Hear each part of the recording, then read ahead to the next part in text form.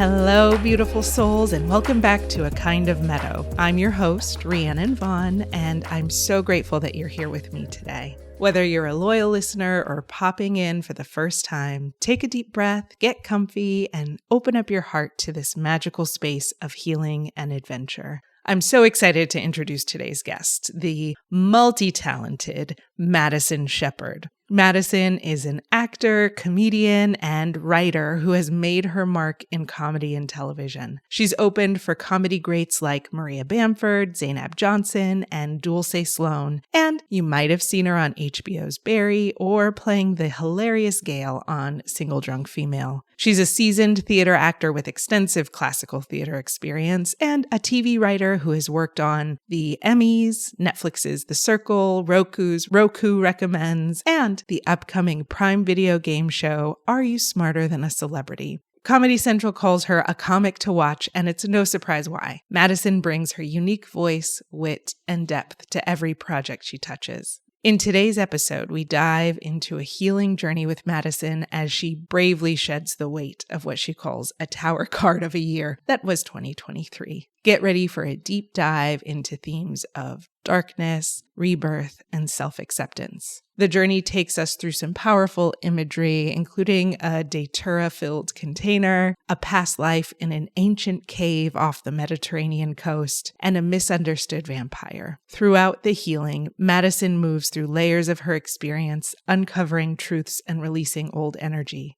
We explore how flow is the goal state of life and how in every moment we are experiencing the version of ourselves that made the right choice. You'll hear about blood sacrifice, the sweet yet smothering honey that protected Madison's mind, and even a Twilight vampire moment that leads to a beautiful realization. This is a session filled with rich metaphors, deep insights, and plenty of magic. Before we plunge into this powerful healing adventure, I wanted to take a moment to remind you how you can use this podcast for your own journey. Listening to these sessions is a bit like watching a cathartic movie. When we watch a character go through an experience, our defenses lower, allowing our mirror neurons to light up and engage with these emotions, lessons, and energies at play. Similarly, by listening to Madison's journey today, you may find that certain parts resonate with your own story. This resonance allows you to clear, release, or receive guidance that you can carry with you on your path. So as you listen, allow yourself to connect with what feels true for you. This healing is an opportunity to release what no longer serves you and embrace new clarity, all within the safe space of our collective container. Now, let's dive in with Madison Shepard and begin our journey.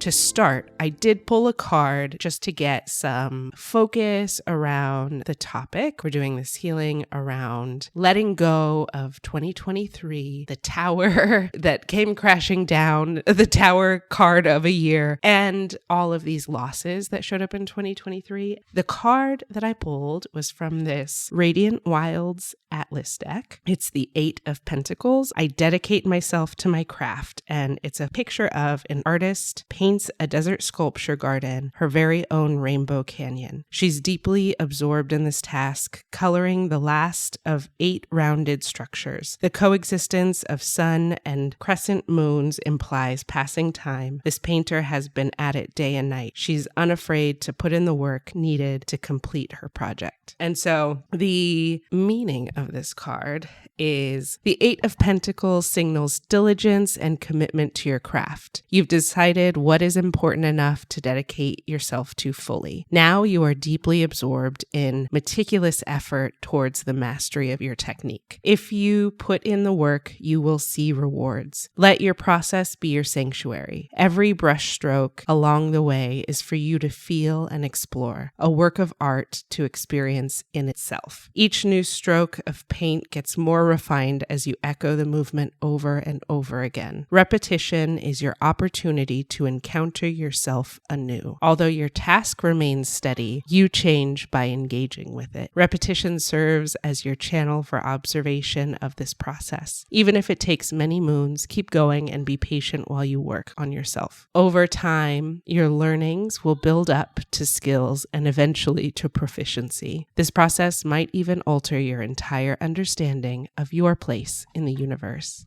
Okay, so that felt like a pretty cool card to set the tone. In some way, it feels like there's confirmation in here that you know what your passion is, and that's where you will find yourself. It feels like we need to find ourselves out in the world, then use that to express our passion. But this is kind of saying that through the process of diving into your passion, it will reveal who you are. Okay, so then let's dive into the healing. We started with an overnight container. A big part of that was, we had a Capricorn full moon on the summer solstice, which is a lot of gateway energy, big sun energy. In a way, the summer solstice is the day that casts the longest shadows. So we also can do some really interesting shadow work. And that is exactly what came up. So for all of these healings, I create a container where the whole thing takes place. And it's kind of like a meadow, which is why I call this podcast a kind of meadow. It's this plane that is in the middle of space. We're in the middle of the darkness of space, and the container looks like a glass floating in space. It's clear, empty. You could see through it. And when I call you in, you can fill the space with whatever you need during your healing. It's like your canvas to paint with, and I'm here to witness. And so I do ground the container. I just plug it into the center of the earth. From the bottom, I ground to the earth, and then from the top of the container, I plug it into the center of the universe. We could call this source, God, just the universe. I also lately more and more have been seeing the universe as like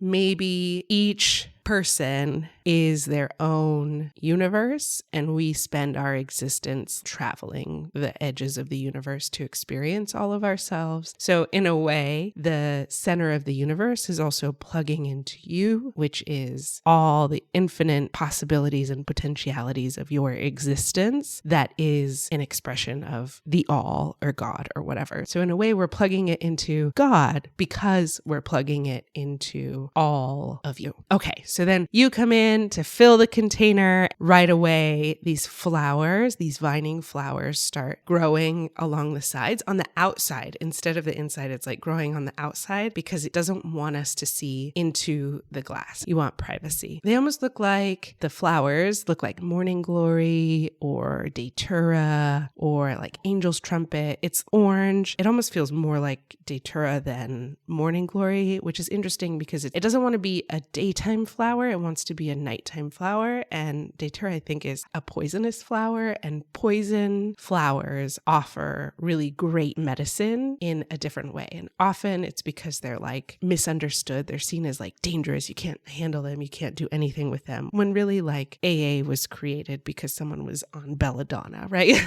Like you could still get really powerful medicine from the poison in the plant, but they get a weird reputation or whatever. And so this vining flower that's like a poisonous flower was offering its particular medicine for you. So then we go inside the container because I can't just look in and see from the side. I have to go inside the container, and you're meditating in the center. It's pretty dark because no light can really get in because the vines have shrouded the entire space, and you're cross-legged, your eyes are closed, and what you really want, you're like on a rock in the middle of a dark pond. I don't know what it would be called, but like a pool of water, and you just want to experience intense darkness. Like it's not even just, oh, the lights are out dark, but there's a thing in Fleischman is in Trouble where the characters go to this museum where the blackest paint, the blackest color to exist has been created. And so they're going into a room that's painted with that color. And it's almost like you wanted that, but darker if you could. You just wanted it to be pitch black. And so as you were sitting there with your eyes closed, wishing for darkness, the water started to rise and submerge you. You just kind of sat there meditating as the water kind of went up around you. I started to worry a little bit. You weren't fazed by this at all. It was like, yes, this is natural. natural. This is what's supposed to happen. But I was like, I don't want you to be worried. I don't want you to be scared. And so, this is a magical reality. So we could just say like, give you gills. And then you have gills. So we made sure that you had gills, and your gills would like glow in the dark a little bit, but you just kept your cool as you were plunged underwater. Then the water went away and we could see you again, and it was fine. It was what you wanted. You're like, no, this is part of the process. So the water rose again. This time I could see that what you were facing was a tunnel, but you needed to build your stamina to get into the tunnel. Now, I will say that obviously this feels like a whole bunch of symbolism.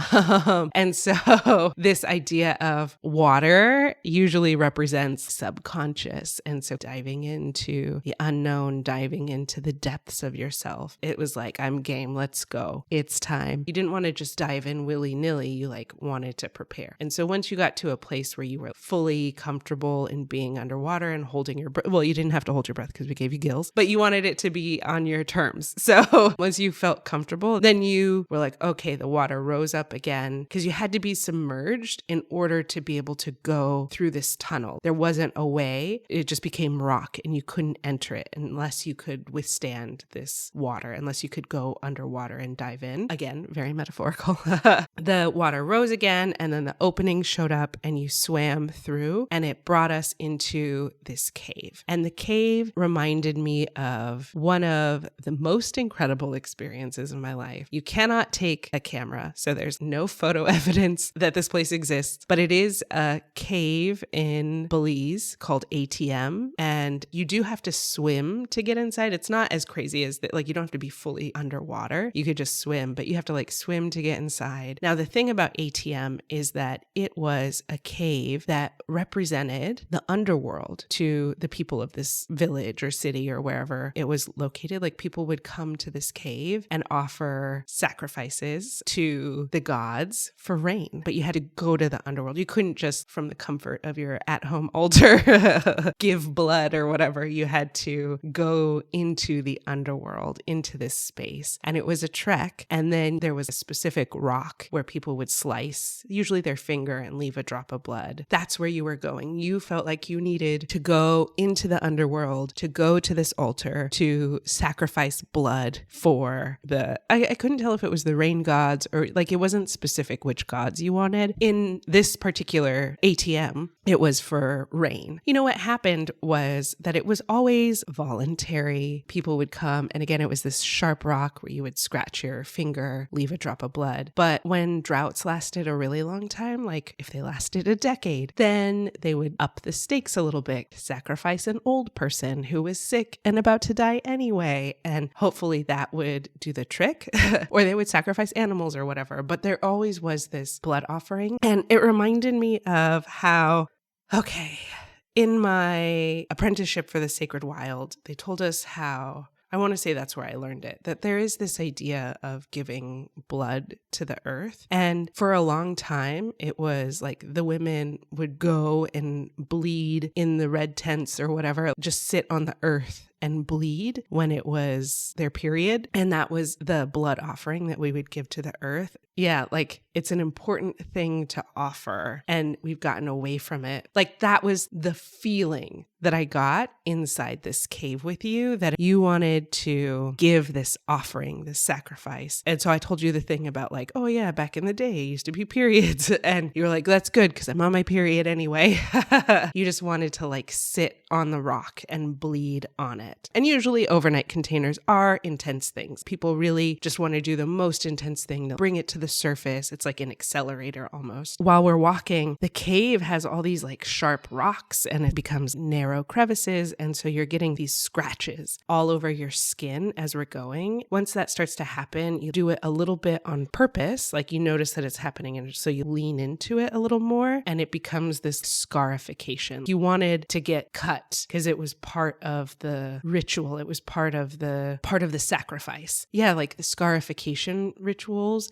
I am very fascinated by them because back in the day, I used to want to do this photography project on beauty standards and how scarification is one of those, like tattoos and scarification are big things that we've done in the past that are still done today that are these like signs of beauty. And so it almost felt like that. It wasn't necessarily like a dark thing or even like a painful or emo thing. It was meant to be a scarification ritual for beauty to show what you were willing to do to get where you were headed. Then you get to the rock and you sit there to bleed on the rock and you're like, this is what I'm going to do tonight. I leave you with Archangel Uriel. He has this lantern of truth. And so all you have to do is tap him. If it gets too dark, he'll turn on his lantern for you and so that you can see. But really you're like, no, I want it to be dark. I want the darkness. You're like, watch, I'll show you. In the deep, deep, darkness,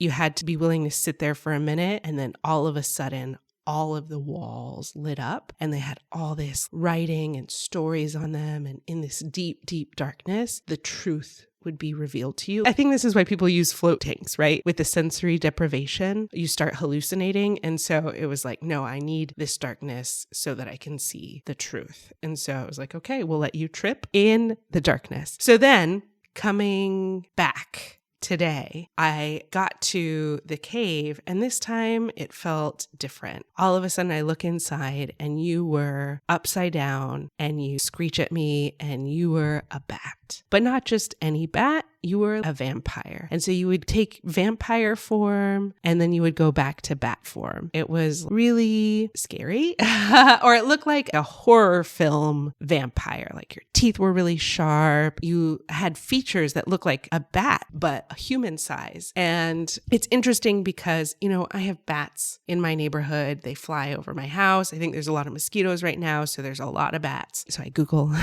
like, what's up with bats? And bats are one of those creatures that have a really bad reputation. The thing about bats, people will say, don't ever touch a bat, you'll get rabies. They carry COVID and SARS, and they're the reason for the pandemic. And you'll get rabies if you see one. Don't even be in the same room as a bat, you'll get rabies. There's this really nasty reputation that bats are rabid, dangerous animals, when really one case of rabies a year, if that, comes from bats. And then the rest come from like dogs usually. But we love dogs. It's interesting because the bat has all of this projected fear onto it when really bats, because they like the darkness, it's almost like because they like to live in darkness, then they must be scary. But really bats are our friends. They eat the mosquitoes. Their sonar or like their techniques to see echolocation are so good that they will never run into you. They could get a mosquito that's close to you and like swoop down. It may feel like they're about to attack you, but they can get the mosquito and not run into you because they're such good navigators of the dark. That's kind of what we were dealing with. This feeling of all this fear and darkness almost being projected and feeling really misunderstood. I mean, there was a part of me that's like, okay, we're back. Let's bring in the sunlight.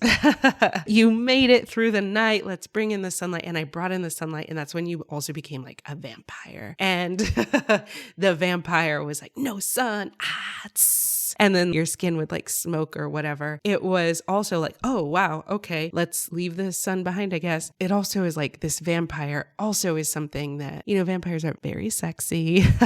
They are immortal. We love vampires as a culture. We love them. But there's also this blood sucking, bad reputation thing too. Yeah, there was something about also being misunderstood, that it's like a scary creature that's a parasite. Yeah, that was the feeling that you can only survive by feeding off of other people or whatever was the vibe. And that is not the truth of the situation. If anything, you could have existed as a bat, and bats eat fruit. And while it's nice to have blood or whatever, usually vampire stories are very much about consent and people falling in love or whatever.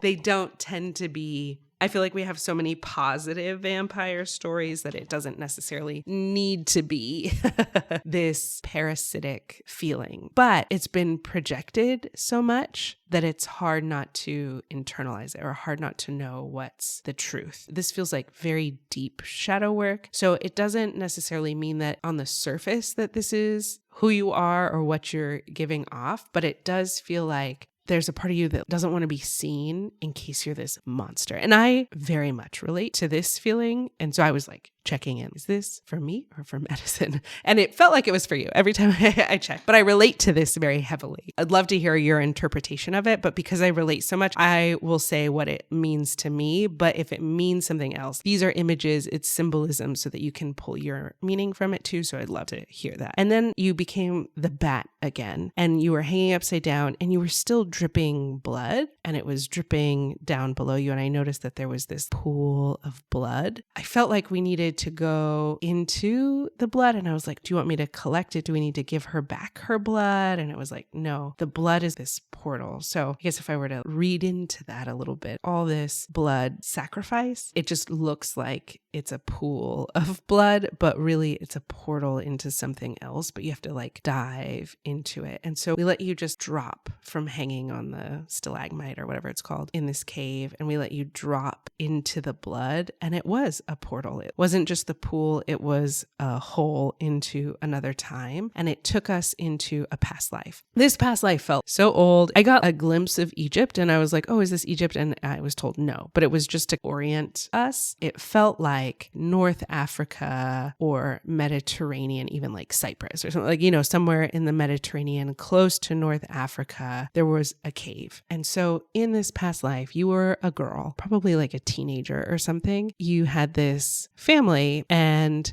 I guess it was a nomadic family. So it wasn't just your core family, but it was the entire clan, the entire tribe. And you had this passion for caves, like you fucking loved to be in the cave. And it was cool, right?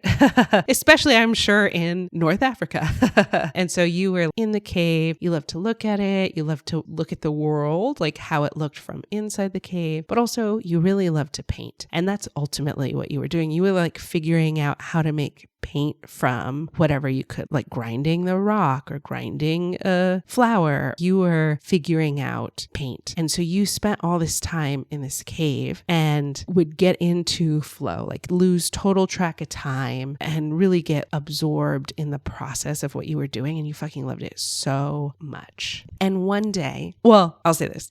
The people that you were with, your family, your clan, they thought it was weird because you were never in the sun like them. It's almost like you were a different shade.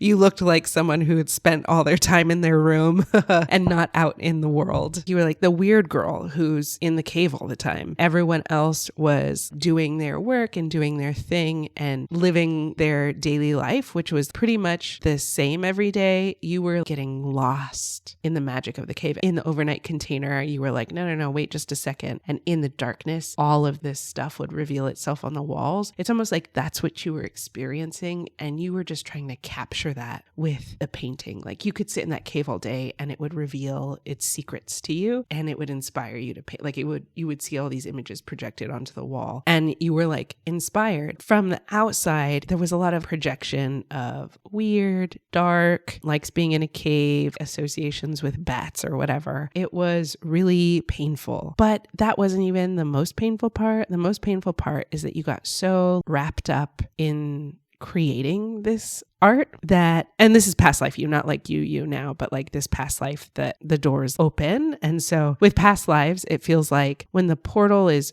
open, we're tapping into the feelings of what happened and it almost like reverberates because there is this past pain is showing up in our lives today. It wouldn't necessarily be as painful, but because we've experienced really intense trauma in the past life, like it magnifies the pain of it. So one day, so wrapped up in your art, they leave. It's the day they leave. It's a nomadic clan. There's no cell phones. There's no way to get a hold of you. They probably tried their best asked to wait, but they probably just figured you were off doing your own thing anyway. There's all these assumptions that get made when people are really absorbed. There's also something about flow that's so magical because it feels like 20 minutes, but it's actually been like 5 hours. Oops. There's like people who study flow, like the guy who came up with the term, Mikhail Csikszentmihalyi. I forget how to pronounce the name, but I think it's something like that. He coined the term flow or flow states, but really I think it's the state of being that we're meant to connect with in our lifetime. It's the state of being where we're most ourselves. It's the state of being when we're most suspended between realms. I think that it's what we want. In a way, we've built society so that we don't have the capacity to get into flow. Like we have all these constant interruptions, or it's seen as like daydreaming or being weird or being obsessive or whatever, when really it's like ultimately our destiny is to exist in this flow state whenever we can. And I recently started listening to Bashar, who is an alien that's channeled. Love him, through Daryl Anka. And one of the things that Bashar has said that really am going with it, I love the idea of it because I love being in a flow state. He's saying that whenever you're in a flow state and it feels like 20 minutes, but it's actually been 5 hours, that you're actually only aging those 20 minutes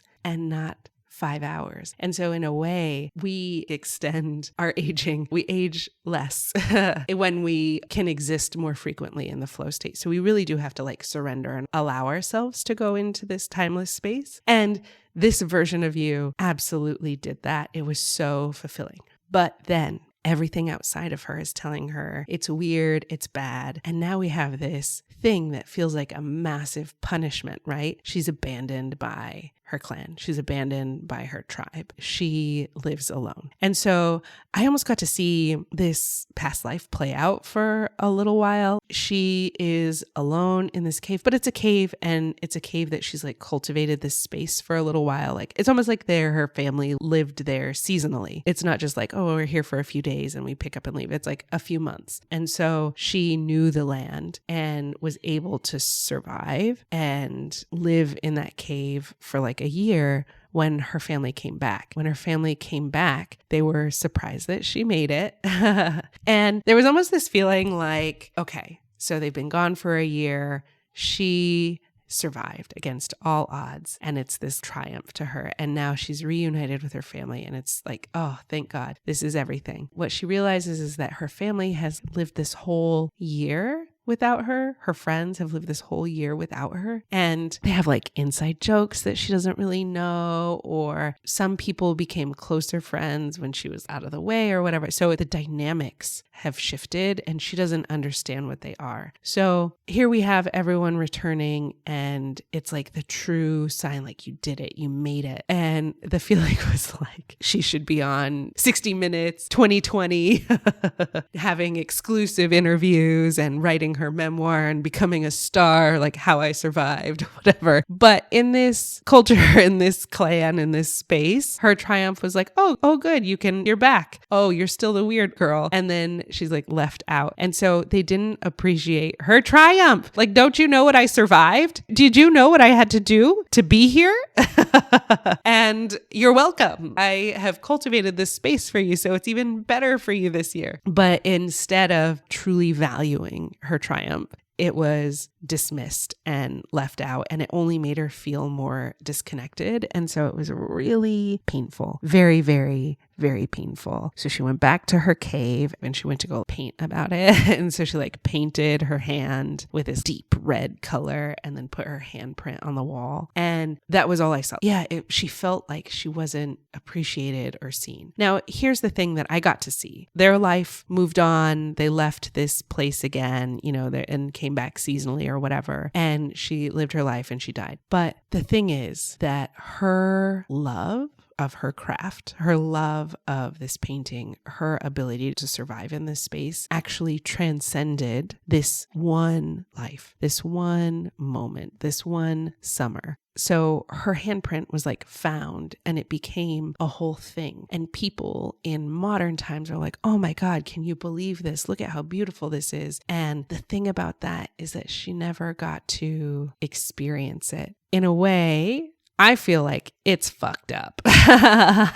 It's hard not to be appreciated in your lifetime. I don't like it. And in a way, it felt like, did I choose the wrong thing? Was I wrong to get wrapped up in all of this when I should have been, I don't know, picking berries with Rebecca or whatever? And really, the thing that I was being shown is that because she dove into her passion, she had all of those days where life was really beautiful and she understood the universe. She understood her place in the universe. She understood who she was and who the world was in doing her art. And you can't take that away from someone. Those moments exist. Even though it was alone, it still existed. She still touched it. She felt it and she got to be in it. The thing about the transcendence part is that it is painful not to feel connected to anyone, but in a way, we're connected to so many people in so many ways. We just don't have any idea about it. In a way, what we needed to show her to heal, to be able to close this door, this portal that's pulling your energy or exacerbating your energy, is that she needed to know what would have happened if I didn't do this painting stuff and I just like followed along with what everyone else was doing. And so what we did is, I just watched Dark Matter on Apple and I love it. I actually believe that every time we make a choice, it does split into another reality. There's like versions of us that exist in all of these realities. And when people talk about like quantum leaping or timeline jumping, we're actually moving to these infinite possibilities that exist. We do it all the time, every day. And I'm like a huge believer in that. And so that's kind of what Dark Matter is about. And in the show Dark Matter, he like creates this machine, which is like a Schrodinger's box, to be able to see who would I have become or what does my life look like if I had made this other choice. Yeah. Review to find the best path to achieve perfection or whatever. And so in a way, that's what we brought for this past life person, because she didn't get, it felt like, oh, did I do the wrong thing? Did I make the wrong choice? And so we got to show her a few different lifetimes. Ultimately, she did make the right choice. She allowed herself to fully surrender to who she is, which is really hard and it can be really isolating. And some people just don't fucking get it and they never will. And it sucks because we don't want to be alone in this. Like we're still human and humans are creatures of connection. We're social creatures. We need to exist with other people. What she saw is that she did have, through seeing the other lifetimes, in a way, she could never connect with people authentically if she wasn't doing her art, because without the art, she's not truly who she is. So even though she would have felt like she had a lot of people around her, she never would have been herself. She would have felt alone anyway. And so ultimately she got to see, oh, I did choose the right thing and I chose the thing that was for me. And it was painful. It still sucked. It still resulted in abandonment. It still resulted in pain, deep, deep pain, but ultimately it is the right choice. What I was being shown, in a way, I see it right now as a web, like a spider's web, and each connecting point has like dewdrops or whatever. And so you can go to all these different dewdrops at any time and you'll still benefit from the choices that the other versions of you made, because ultimately it's still all you. Like it all already happened. And now we're just navigating through all the moments in time that exist. So in a way, this woman, this past life, could still benefit from the version that went with the clan to wherever they were going next and be in on the inside joke and almost step into a reality where that happened and it can help her feel more connected. Like you don't have to,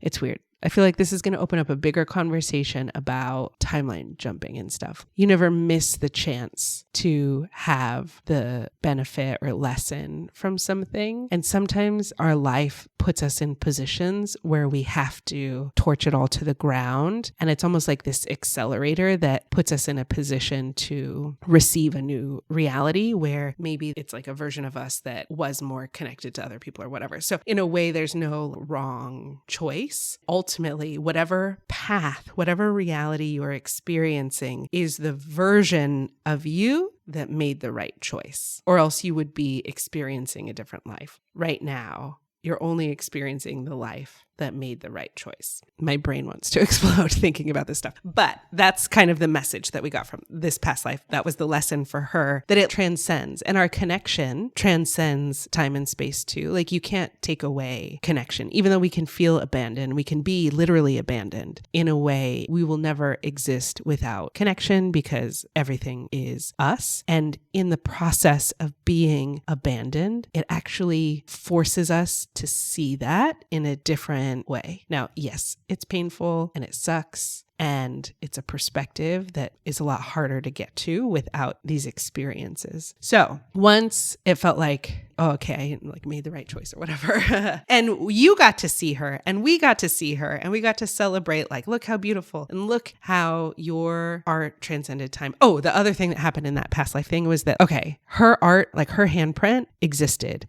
And so she left her mark on the world where, I don't know why the mean girls in her clan are like Rebecca and Tiffany.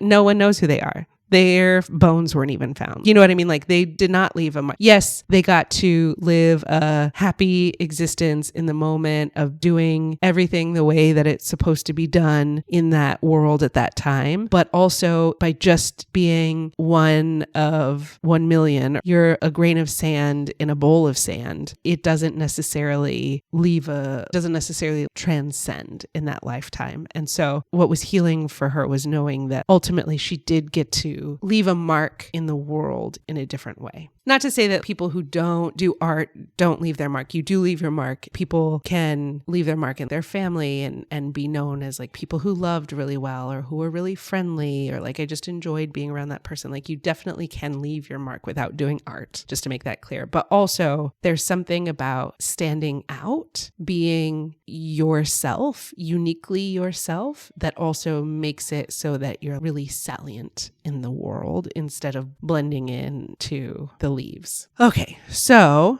by healing this, we allowed her to like cross over and we could close the portal. And when we closed the portal, we came back to you and you're in the cave. It was time to do a healing on you. And it's almost like this past life portal was so open and vibrant that it was in your field before we could even get to you or your body. It was wham, bam, right in our face. So by clearing that, it cleared up space for us to do a healing. And so for the rest of the healing, I'm doing Reiki from crown to root. And this is stuff that's a little more in your body space. And so starting with your brain, with your crown, we needed to connect you into source. And in this case, again, source I see is the center of the universe. The center of the universe is you. And you as a soul, as a spirit, as a being, as part of existence is, I see all of us are like the synapses of God or the all that is, however you want to call it. And so connecting to the center of the universe was really like connecting to the center of you. And it's important to be plugged into the center of the universe, some higher power, some higher version of us, because that's what fuels us. That's what gives us energy and keeps us moving forward. And it also keeps us in a perspective when we know that there's something bigger than us. I don't know, it makes things, instead of something feeling like a bomb, it feels like one of those little like poppers that you throw on the ground.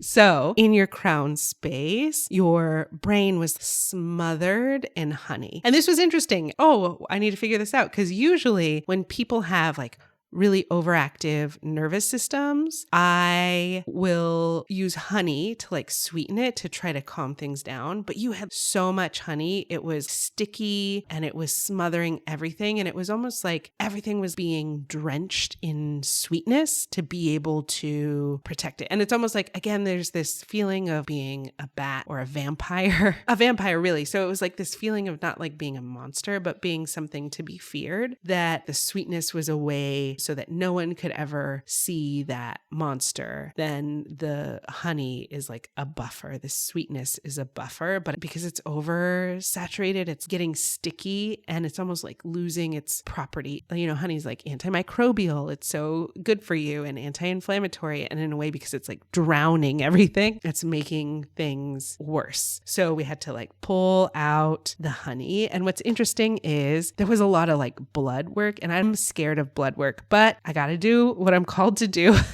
And so this is really changing my perspective on blood work. I'm like, ooh, but what if it's dangerous? But in this, it was also kind of proving the point that, we project all these bad things onto blood and blood sacrifice and blah, blah, blah. But it's also a really potent part of life force. What I was being told, I was like, how do we counterbalance the honey or whatever? And so what you needed was blood because you're a vampire. So it made sense. So we called in your blood to wash over the honey and really wash over your brain and your nervous system. And it really revitalized you. It almost brought the pink back because you had blood flowing through you again. And we just washed over, not too much, but just to get a balance. And then we let the honey come back, but in a nice, simple single coat. And we coaxed your whole nervous system and your nerve endings all the way to your fingertips. In your brain, there was these little things in your occipital lobe that were blinders a little bit. So we pulled those out just to help you see more clearly. Yeah, this whole healing is very much about perception. And it's because there's all these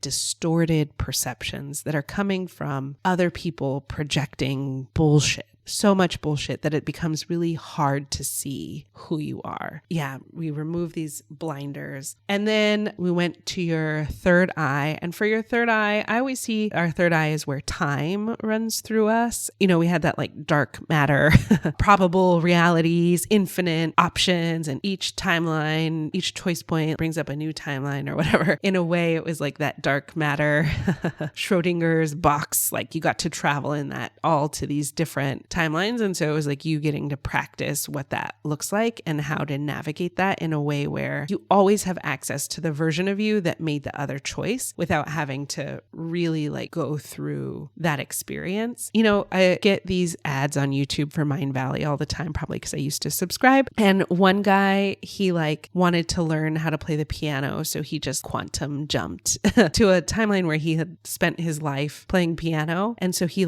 picked up piano in months or something and became an exquisite piano player. And so that's kind of an example of that. You hear it all the time in the abundance world too, where just go to the lifetime where you're already rich, the lifetime where you went to this college and got the best jobs right out of college. And so suddenly you find yourself someone offers you a job and the pay is at a full different level. It feels like an overnight, it's a whole other thing, but it's because you've jumped into this reality where you've already done all the work.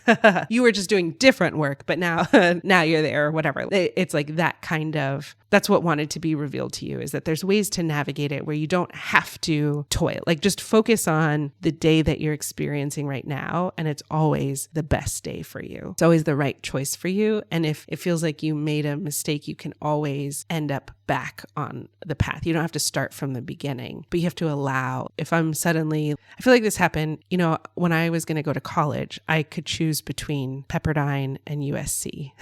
And I went the Pepperdine route. So for a long time, I was like, who would I have been if I had gone to USC and just studied film at USC instead of the path where I ended up having to get a job to survive or whatever, because USC had a full ride and I went to a school where I had a great scholarship, but it wasn't a full ride. So my life was just very different, right? So yeah, there's these moments in our life where, who could I have been? And we can think about it I fucked up. I ruined my life by making that choice when I was a teenager, when I was a literal child. It just ruined my whole life from there. And we can have that story, or it can be I wonder who would I be if I was the person that did go to USC and did go to film school. And then suddenly it's let's see what that would look like today. Yeah, it's about something about the story that we tell about these decisions that we make can change our ability to navigate it. Maybe the version of me is very successful filmmaker or whatever, but in order for me to step into that reality, I have to match the vibration or whatever. And so I have to be willing to let my life crumble to the ground, because the version of me that went to study psychology is different than the version of me that went to study film. And I have to be willing to let go of my full identity overnight, which can be really, the part that's painful is the trying to hold on to certain pieces, oh no, I'm going to disappear if I don't do that. But if we just allow ourselves to be fully different from one day to the next, then suddenly you're getting phone calls to direct this thing or participate in this thing, and miracles can happen, but we have to be willing to let go of literally everything that we think that we are. I hope this is making sense because it feels very quantum, or, like it feels like these things that are super trippy. And so it almost feels like I have to ground it in these examples, but let me know if you have any questions. So then your third eye, there's like a boot camp training, you get to experience that. And then we get to your throat, and your throat felt frozen a little bit, but not like frozen cold, but frozen like stuck. And there was this key that you would find on a doll, on the back of a doll to crank it. And then she would say her little saying after she cranks it, but she can only speak when it's wound. And so it felt like that, like there was something blocking your throat, like you couldn't speak unless it was wound up. And it didn't necessarily feel like you were the one that was allowed to wind it, but someone or something had to like wind it up for you. So we pulled out the key. It felt like there was something going on in your heart space that was freezing up. It's almost like you were stopping at the base of your neck to protect yourself from what was happening in your heart space. And so to do that, it meant you had to turn the power off on your throat. And so you gave yourself the crank key to be able to do it. But we need to keep the power on. And it's okay to have our voice have power even when our heart is on fire. Yeah, we unfroze it. We opened it up and let your throat feel what was happening in your heart again. And so then we went into your heart space, and it was interesting because your heart space was on fire. It was hot, but it wasn't a literal fire. It was like spicy fire. And by that, I mean there was jalapeno spice. I'm from New Mexico. And so roasting chili is a thing. I feel like I've grown up so much where also when you like rehydrate the pods to make enchilada sauce or something, boiling the pods on the stove brings this chili smell into the air, and sometimes it can like sting your eyes or whatever. And so it felt like that, like you're in a room of like boiling chilies. And so it was hot and it felt like it was on fire. It was like a pain, but it was the kind of pain that you get from spice. What I was being shown is that your heart is in pain and it does feel like it's on fire, but spicy fire is really good for you. It doesn't mean that it doesn't hurt. Spice fucks people up. There are people who literally cannot eat a chili, right?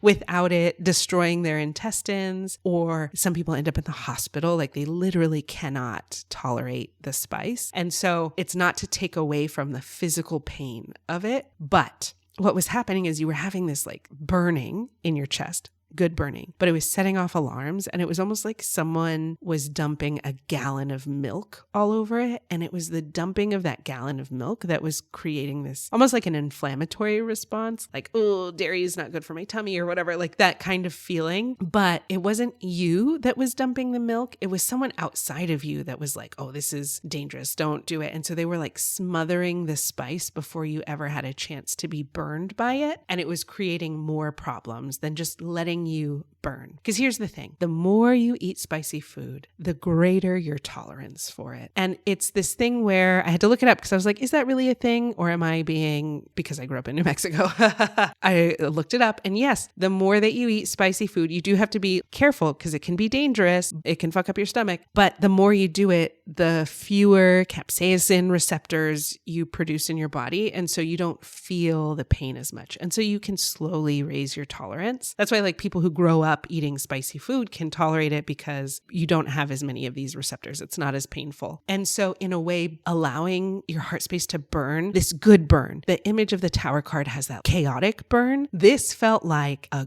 good burn. It's gonna boost your metabolism and heal. When I think of spicy food, I love to eat it because it clears all the mucus, like it cleans your nose, it clears your chest. I read recently that cough, helps you get rid of a lot of the grief that we're holding in the chest. So every time you cough, just tell yourself you're like a little bit closer to freedom. I'm freeing myself with every time I release this. And spicy food like fast tracks that for us. Like it lets us purge all of this stuff, really, like your nose just starts dripping, right? Even like thinking about diarrhea from eating spicy food, it just allows us to purge everything really quickly. So that's what it felt like. This was like that kind of burn where it's not like you're going to have to sift through the ashes. There are no ashes. It's just that it's really painful for a minute. And then once it washes over, once it's done, once it passes, everything's going to be a lot better. It's going to be a lot cleaner. It's going to be a lot lighter because of this really good burn. burn. We had to get rid of the person who was tossing the milk. And again, it felt like someone who's outside of you. So another person who doesn't want to see you in pain, dousing you in milk, because milk does stop the spice, right? And so what I was shown how to do that is we called in rose energy. I love rose energy, very good heart ally. But roses have thorns. And so what I love to see is that roses are really delicate and they are able to be really beautiful and delicate, because if anyone tries to like rush their hands in there, they can get cut, right? And so we let the thorns of the thorny stems of the roses go around your ribs, and ribs often represent boundaries. And so we let this rose grow. It's a rose bush so that it protects you, so that if people like try to cross your boundaries, it hurts them and not you. But also it create space for you to like burn, but also be really delicate like a rose. Like there's this rose energy really wanted to protect you. So I don't know if you have like rose water or like to drink rose tea, but it might be a really good ally while you're coming out of the pain of the year, so that you have the space to like be in pain the way that you need to, and also come out of it feeling like strong and protected. And the thing about Rose, the spirit of Rose, like as a plant ally, is that she's really good at helping people have compassionate, truthful conversations with each other. So Rose is also like a really good ally for like opening your heart and like really hearing people, but also helping people really hear you. And yeah, there's something about really needing to be heard and seen as you are. That's like a big part of what's happening here. Okay, so then once your heart was all settled and protected, we went into your solar plexus, which is your belly area, and it's our seat of power, self-expression. This is where the vampire you was back. So it's almost like there were lots of bats. We had to release all the bats and let them out. They were like little wounded moments of time that became bats hanging out in your belly. And we also needed to get rid of the cave. I always see the solar plexus has a lot of sun. I mean, solar, right? And it's like an island, and yours was a cave. So we got rid of the cave. We threw it into the earth to be transmuted and allowed the sun to come. And then this is where vampire you was hanging out on this island. And you're like, again, like I'm going to burn. I'm going to melt. I can't be in the sun. And then this is when you realize, oh, wait, I'm not that kind of vampire. I'm like a Twilight vampire. And your skin was sparkling like the Twilight books. And you could be in the sun, but it gave you away. And that's what you were scared of. It felt like you were just so used to protecting yourself that it felt like I must be a monster. That's why I'm hiding this, right? But really it was no, it's not that you're a monster. It's that allowing this part of you to be in the light would completely give you away as different. It would completely give you away as this like glittery, glowy vampire. And a vampire is someone who's misunderstood and bloodsucking. But we, from the Twilight books, they were a pretty cool family who liked baseball or whatever. And so they're just like us. And so in a way, it's like you were scared it was going to be this scary thing. But when you really hold a mirror up to you, it's like, oh yeah, I'm like dazzling. I'm mesmerizing. I draw a lot of attention just because I sparkle in this way. It was scary to sparkle in public in the light of day. And so we just let you stand in your sparkle. And what we realized is that you didn't have good mirrors around you. All the mirrors around you had really fucked up images that they were funhouse mirrors, or they were cracked mirrors, or they were like smoky mirrors. Instead of showing you this dazzling, sparkling version of you, they showed you the monster you. So in a way, it felt like 2023 was like getting rid of a lot of these mirrors. In a way, like thinking about the past life, yeah, you had connected with people to reflect back to you, but the reflection that you were getting back was off. And in a way, they were reflecting back their projections onto you. And, there are some people who are just happy to tell you who you are, right? It's a lot easier when we're like unclear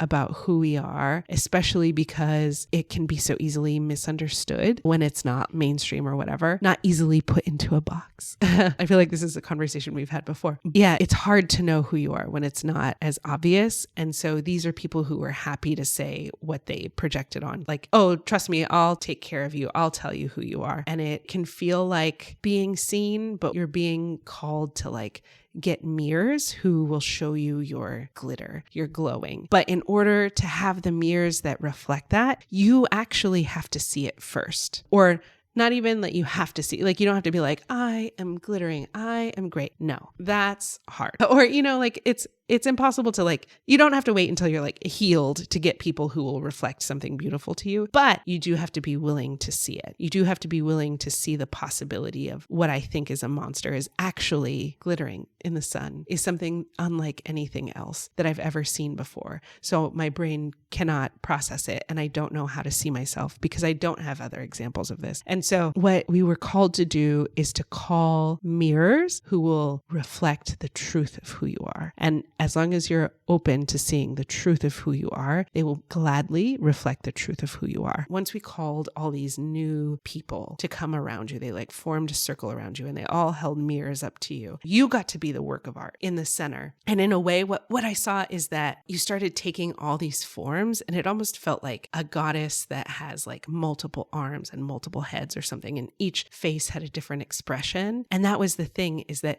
depending on where you stood, it was a different version of the painting or of the statue that you saw. And it was a play in perception, which that was the art of it, the beauty of it. You could just move a few feet to the right and it's a different image and it's cool and trippy or whatever. So it was a cool experience from the outside, but from your perspective, you're only the one person, right? And to you, you're just being stared at and people are like, whoa, what's going on? But they got to experience the fullness of all of these different versions of you, and you only got to experience the one. And so you need these mirrors to be able to reflect back to you and understand that each of the mirrors might reflect something different, but it's all the wholeness of you. Yeah, we got to put you in this 360-degree photo booth, and you got to see what you actually look like as a camera was going around you. And then the other thing that happened is to be able to truly see who you are, you need someone to reflect it back to you. So it's almost like we had to call in this Vogue photo shoot where, it was very editorial, America's Next Top Model, but it was the version of you that had to show up was the version of you with glittery skin, this vampire version of you. And in a way, we were also being shown at first you wanted to go take this and exaggerate it, do a drag version of this Edward, I guess. I don't know, is that his name? Edward from Twilight. What your guides were telling you is that, yeah, that's a good way to ease into it, because if you go too far take it to the furthest extent, then it'll help you find what's in the middle. But if you stay in the furthest extent of it a little too long, if you exaggerate out these pieces, then it also feels disconnected, because it's not you're doing that to make it more palatable or whatever, but it's still not where you're at. It's an exaggerated version. And so it can start to feel disconnected anyway. So they were I get the appeal of wanting to do a drag version, but no, stand in the glitter. It's a normal everyday thing, but editorial. And let's just do this photo shoot without it having to be a character. It's just you. And so it was uncomfortable at first, but then the photographer was great. And so you got to see this incredible reflection of someone who could actually show you what you look like from the outside. And it was great. Yeah, the calling was to let your mirrors show up and call in the mirrors that will show you the truth of who you are, and know that the truth of who you are is only something that's beautiful and perfect. And so we can be curious about it instead of worried about, oh, what could that be? All those broken mirrors have been swallowed by the ocean, transmuted. You've been staring into a rusty mirror. And so now these new mirrors are about to come around you, and it's safe to see the extent of your beauty. And so then your sacral looked great. You have a lot of creative power, but because your solar plexus was shrouded in darkness, it's almost like the creative power was getting distorted by all these fucked up mirrors in a way. And so it still came out, but it could feel more of a painful process. I don't know how to say that. But now it should feel a lot smoother, it'll go through a clean mirror. It doesn't need to go through all this self-doubt or whatever, because it's going to feel the bad mirrors, again, were making it so that everything had to go through an emotional process. And it doesn't need that emotional process, because now you can see clearly. There's nothing in between you and your creative power. And then, yeah, your root was actually pretty good. For everything being destabilized, it felt like it was mostly in your center of gravity. And so, yeah, after that, we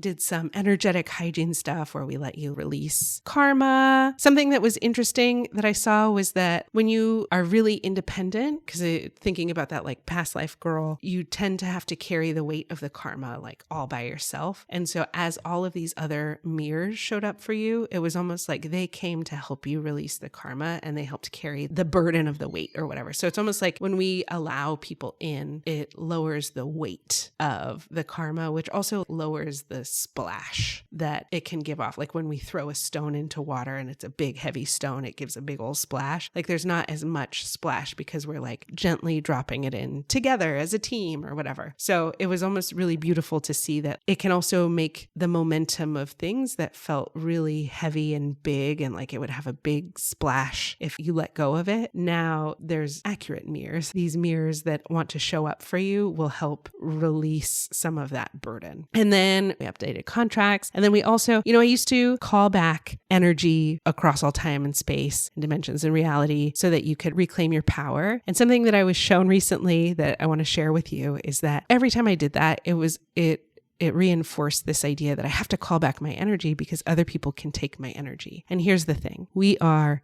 infinite. We are the entire universe. In a way, I don't have to call back my power. I can be depleted. I can have energy leaks and people can take my power, but I don't have to call it back. It doesn't mean that I'm empty now. It means that I have to remember that, wait a minute, I'm infinite and I can resource from myself. And so for you, instead of calling back your power from all these people, you were like, you know what? You can fucking have it.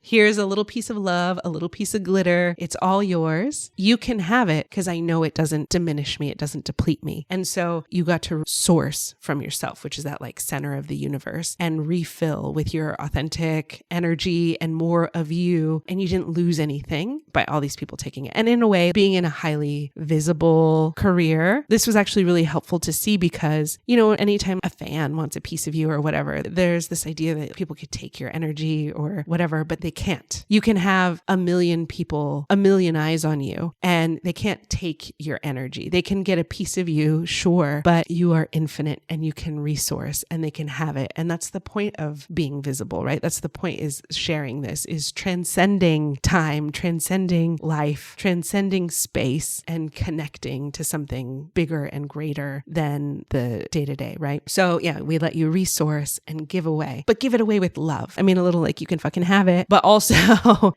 it's yours. Take a piece of this. Like you can have this shine. You can have this glitter because that's all I am. Yeah, you can't take it. And then after that, I asked if there were any plant medicines that wanted to show up for you, and hibiscus did. And the thing about hibiscus is that it's sour, it's tart. And so there's something about this misunderstood energy that felt like hibiscus wanted to match it. And hibiscus is super cooling. It's great in the summer because it really does cool you off, but it's in the rose family, which is very much about like heart openness and truth and fun. There's something like really fun about hibiscus energy and healing in the heart, like heart-centered, loving fun. And so that's what wanted to join you as you step forward in your journey.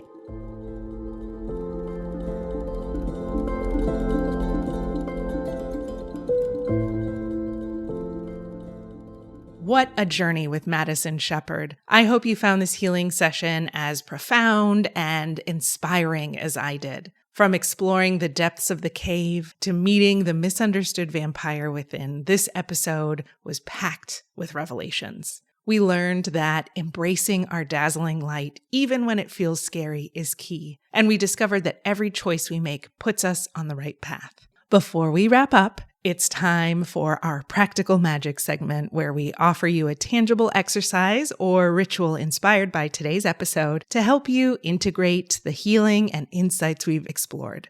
Inspired by Madison's realization about the power of clear mirrors and reflections, we're diving into mirror work for healing. Today, I invite you to try this mirror work exercise to connect with your own essence and build self-acceptance. Here's how it works. First, find your space. Stand in front of a mirror in a quiet space where you won't be interrupted. It can be as simple as your bathroom mirror or a handheld mirror. This is a moment for just you and your reflection. Then gaze into your eyes. Look into your own eyes. Take a few deep breaths to center yourself. As you gaze into your reflection, say, I see you.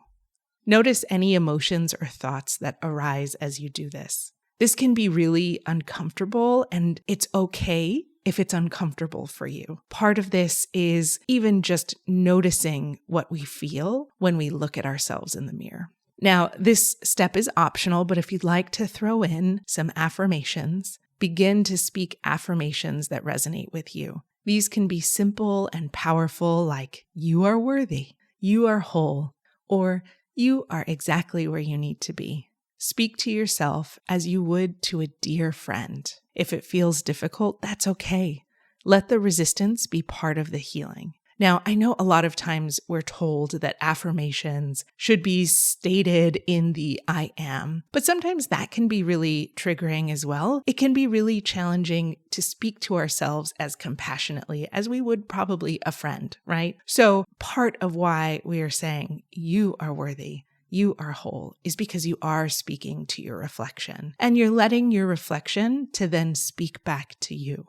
Next, let's acknowledge the shadows. If uncomfortable feelings or self-criticisms come up, acknowledge them without judgment. Say, I see you and I accept you. This is about witnessing every part of yourself with compassion. If something feels like it's no longer you or it's an old voice, you can also try saying, I see you and I release you with love. And then as you continue gazing into the mirror, visualize a warm, golden light radiating from your heart and filling the space around you. Imagine this light embracing every part of you, reflecting the truth that you are already whole.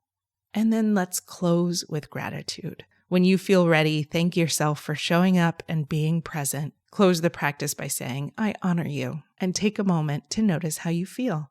Perhaps you may spend a few extra minutes reflecting or journaling or committing to trying this practice again. This exercise is a beautiful way to experience the wholeness of who you are. Just like Madison's healing, it's about clearing the mirrors around you so you can truly see your dazzling light. Next week, we'll sit down with Madison to get her reflections on this powerful healing and hear more about her inspiring journey.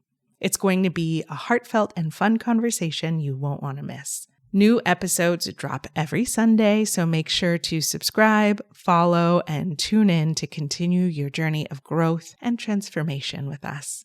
I hope you found the courage to embrace your dazzling light in this episode and that it opens the door to self-compassion as you journey forward on your path. Thank you so much for listening, and I'll see you next time on A Kind of Meadow with Rhiannon Vaughn.